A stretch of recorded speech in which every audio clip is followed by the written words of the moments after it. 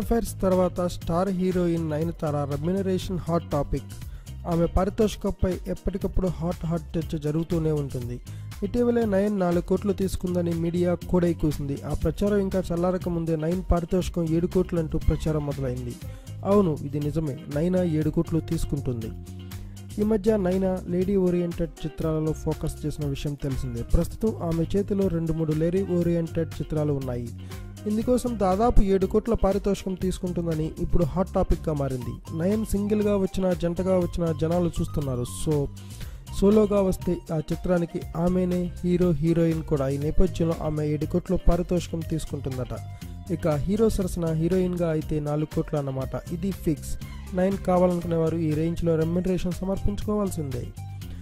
సోలోగా తన ప్రధాన పాత్రలో నటిస్తున్న సినిమాలు విజయవంతం అవుతున్నాయి. వాటికి జనాలు బాగా వస్తున్నారు. హీరోల అవసరం లేకుండా తనే ప్రేక్షకులను థియేటర్లకు రప్పించగలని నయనతార ఫిక్స్ అయింది. దీంతో ఆమె ఇప్పుడు 7 కోట్ల పారితోషికాన్ని డిమాండ్ చేస్తుందని మాట వినిపిస్తోంది.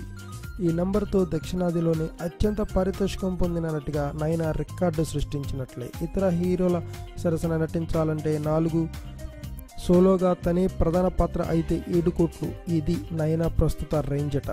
కోలీవుడ్లో 10 లక్షల పారితోషికంతో ప్రారంభమైన నయన కెరీర్ ఇప్పుడు 7 కోట్లకి చేరింది. త్వరలోనే ఇది 10 కోట్లకు చేరిన ఆశ్చర్యపోవాల్సిన పని లేదు. నయన్ డిమాండ్ అలాంటిది మరి. Thanks for watching. Please subscribe our channel.